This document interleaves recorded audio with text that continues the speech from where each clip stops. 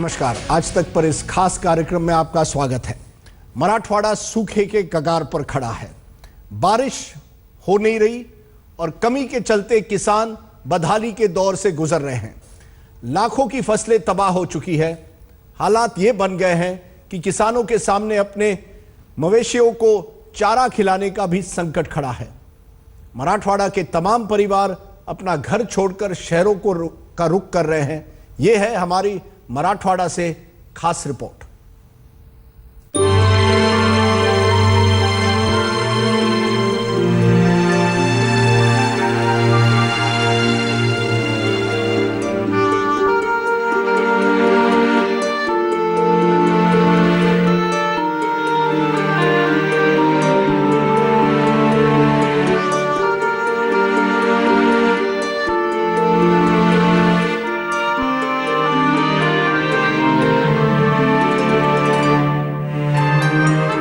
महाराष्ट्र का मराठवाड़ा सूखे से जूझ रहा है। पानी के अभाव में फसलें मर रही हैं, चारे के अभाव में मवेशी मर रहे हैं और कर्जे में डूबते किसान अपनी जान दे रहे हैं।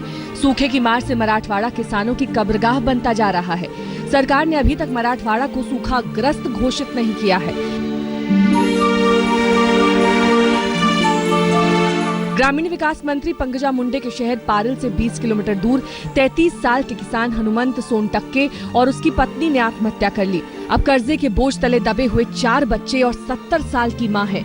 विमलबाई खेतों में मजदूरी करके बच्चों का पेट भरती है। ते हे बोर पाळले, पाणी नाही लागलं, वावरात पेरलं, जळून गेलं, त्यानं वैतागानं केलं। असं लेकरं घेऊन मी झोपले होते। असं केलं त्यानं। या पोराईनं नेलं आंबा जगायला। जनवरी 2015 से सितंबर 2015 तक मराठवाड़ा में 432 किसानों ने आत्महत्या की है। मराठवाड़ा में औरंगाबाद, नांदेड़, लातूर, परभनी, जालना, बीड, हिंगोली और उस्मानाबाद कुल 8 जिले आते हैं। इसकी आबादी 1,87,31,872 है। सूखे के कारण मराठवाड़ा से बड़े पैमाने पर पलायन हो रहा है। किसान सूखे के कारण अपने मवेशियों को चारा भी नहीं खिला पा रहे हैं। अपना और मवेशियों का पेट भरने के लिए कर्ज लेना पड़ रहा है। खायला नाही, काय मिळली, काय इकली। एवढा पैसा पुरतो का पण यामध्ये चाऱ्यामध्ये 4,000 रुपये घालवायला? तर कुठून आणायचं मग आता कसं? लोकांकडून पैसे बोला ना, बोला। व्याजाने पैसे करून कुणाकडून काय तर करून आणावं। अगस्त के अंत तक महाराष्ट्र में 58% बारिश हुई है। उसमें भी मराठवाड़ा पर बादल मेहरबान नहीं हुआ। मराठवाड़ा में महज 38% बारिश हुई है। कम बारिश के चलते तालाब और झीलें सूख गई हैं। जायकवाड़ी बांध में सिर्फ 6% पानी बचा है। मंजीरा, सीना, कोलेगांव, माजलगांव और तेना डैम में पानी सूख चुका है। 1400 टैंकरों से मराठवाड़ा में पीने का पानी सप्लाई किया जा रहा है। अब तक 43 लाख हेक्टेयर खरीफ की फसल तबाह हो चुकी है। तो 52 शुगर फैक्ट्रीज में कम से कम 15,000 करोड़ रुपए का उथल पुथल होता है। ये थोड़ा पैसा है क्या? ये मराठवाड़ा में पैदा होता पैसा, मराठवाड़े के लोगों में पैदा होता। ये शुगर फैक्ट्रीज में और खेती में कम से कम डायरेक्ट और इनडायरेक्ट मिलके 10 लाख मजदूर काम करते हैं। क्या करेंगे उनका? सरकार के हाथ में जो कुछ है वो भी नहीं कर रही।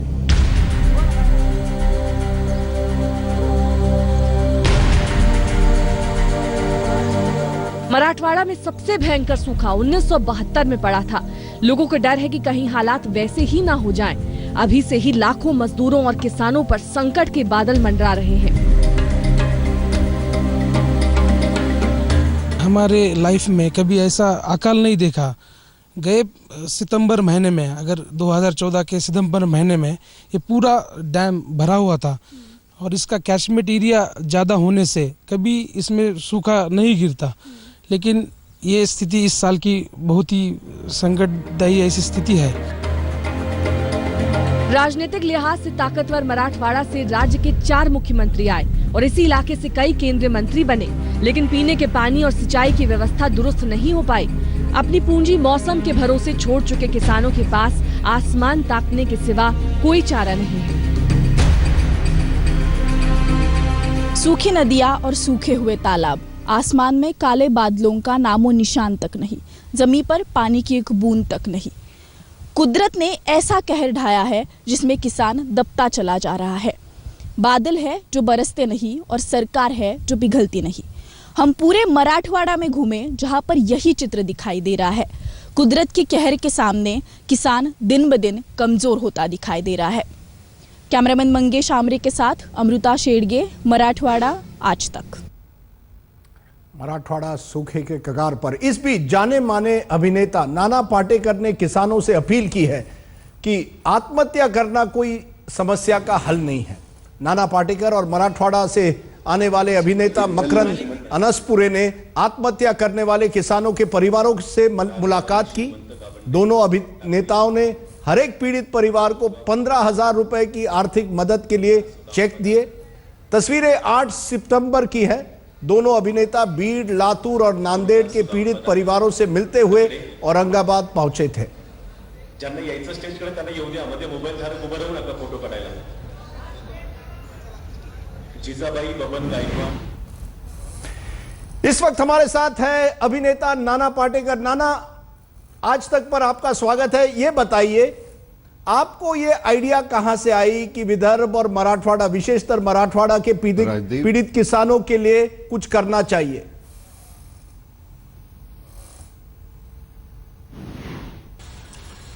राजदीप, घर में बैठे बैठे जब वो न्यूज देखता रहा और मैं कुछ कर नहीं रहा था, आज एक किसी ने खुदकुशी की, कल किसी ने कर ली और एक सफोकेशन होने लगा और मुझे में जो इंसान है मर जाएगा, ये समझ के मैं वहां भागा। मैं अपने आप को संभाल रहा था, मैं उनको नहीं संभाल रहा था। अगर मैं नहीं जाता तो मैं पागल हो जाता यार। तो वजह ये थी कि अपने अंदर का इंसान मर न जाए कहीं, अगर मैं यहीं बैठा रहूं तो आपके इस कदम से नाना, क्या बाकी लोगों पर वहां कुछ असर पड़ रहा है? क्या और लोग भी किसानों की मदद के लिए आगे आ रहे हैं? क्या महाराष्ट्र में एक मुहिम बन सकती है किसानों को लेकर? लोगों को पता चला, मैं और मकरंद और काफी लोग हैं, विलास करके है, वहां के नेटिव्स बहुत है, राजा है। तो एक बार लोगों को पता चलने के बाद इतने ढेर सारे लोग हैं जो बहुत शेयर करना चाहते हैं, पैसे के जरिए, धान के जरिए। तो ऐसी बात नहीं है कि वो संवेदनाहीन हो गए हैं, ऐसे नहीं है। सिर्फ एक बात है कि उनको मालूम नहीं है कि पैसे देने कहाँ हैं और देने के बाद वो पहुंचेंगे कि नहीं, उसके लिए वो शाश्वती नहीं है उनमें, उनके मन में। नाना, सूखे के कारण किसान जो परेशान है, आत्महत्या कर रहा है, न सिंचाई की व्यवस्था है, ऐसे में किसानों की मदद के लिए क्या किया जा सकता है? क्या केवल आर्थिक मदद की जा सकती है आज? अभी क्या है, अभी कुछ है ही नहीं, पीने के लिए पानी नहीं। अब क्या करेंगे? अब ये सितंबर है, अब तुम सोच सकते हो कि जनवरी में क्या हाल होगा। तो ये बहुत टेम्पररी है। अभी वहां पानी कैसे हम ला सकते हैं? और एक हम रोजगार जो बोलते हैं कि 3 महीने के लिए खेती करते हैं बंदे और 9 महीने उनके पास रोजगार नहीं है। अगर वो मिल जाए तो सिर्फ खेती पे निर्भर नहीं होंगे। तो उसका भी, लेकिन फिलहाल तो इतना ही है कि उनको कम से। लेकिन नाना, बारिश की कमी के कारण किसान मर रहे हैं। सरकार ने अभी तक मराठवाड़ा को एक तरह से सूखाग्रस्त भी घोषित नहीं किया है।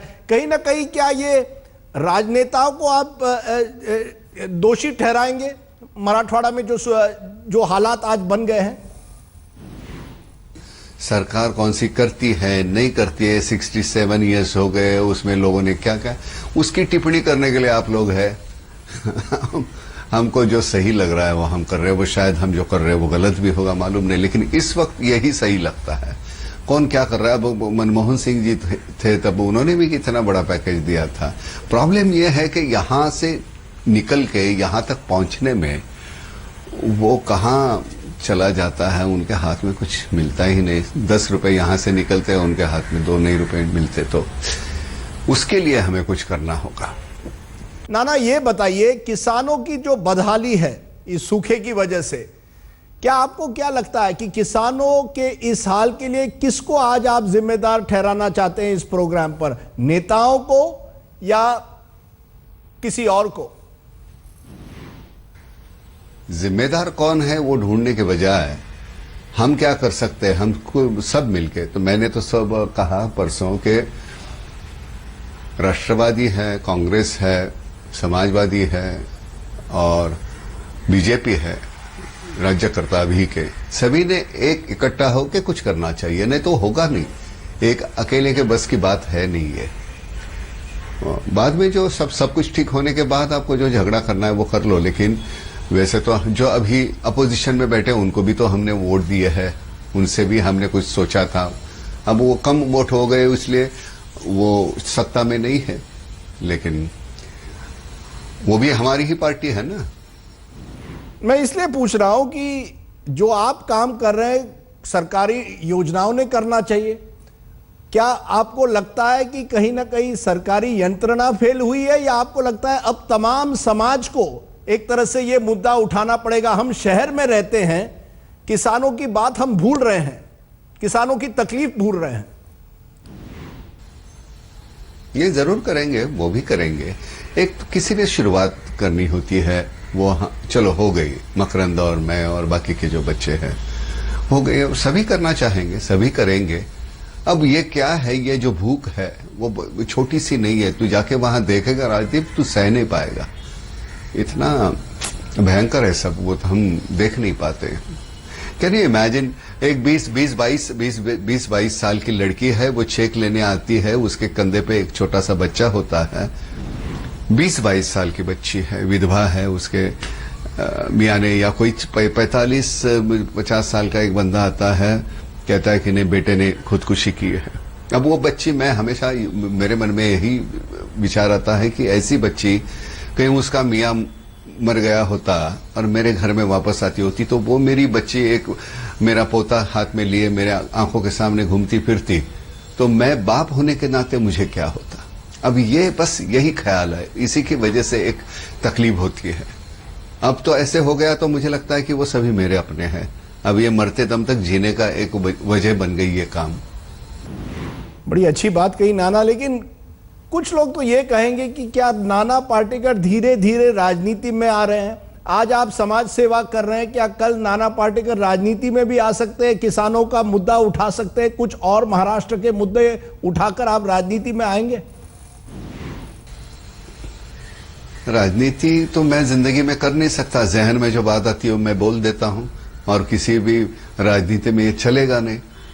किसी पक्ष में मैं गया, अगर मेरा पक्ष का प्रमुख है उसने कुछ गलत किया, ऐसे मुझे लगा, तो मैं बोल दूंगा यार ये बकवास कर रहे हो, तो दूसरे दिन मुझे पार्टी से निकाल देंगे। तो बेहतर यह है कि मैं जो कर रहा हूं वो मेरी अपनी तसल्ली के लिए मैं कर रहा हूं, ना तो कोई मिसाल मुझे खड़ी करनी है। मैं मकरंद, वो मैं अकेला तो कर नहीं सकता, सभी जो बच्चे कर रहे, मुझे कहीं नहीं जाना, ना तो कोई इनाम कमाना है, और जितनी नाम पैसे कमाने थे वो कमा लिए यार, जितना सोचा था उससे कई गुना ज्यादा मिल गया। अब ये बारी है देने की, उन्हीं ने तो दिया है, उनको वापस देना है। मेरे बच्चे को कितना लगे, मल्हार को पूछूंगा तुझे कितना रखना है वो रख ले, बाकी का दे दे। नाना, आपने हमसे बात की, आज तक से बात की, बहुत बहुत शुक्रिया। तो ये थे नाना पाटेकर और ये था हमारा विशेष रिपोर्ट मराठवाड़ा पर। हम लगातार ये कवरेज करते रहेंगे। अगर आप मदद करना चाहेंगे, कुछ दिनों बाद हम आपको बताएंगे कि किस अकाउंट में आप पैसा भेज सकते हैं, कैसे मराठवाड़ा के किसानों की मदद कर सकते हैं। आप देखते रहिए आज तक।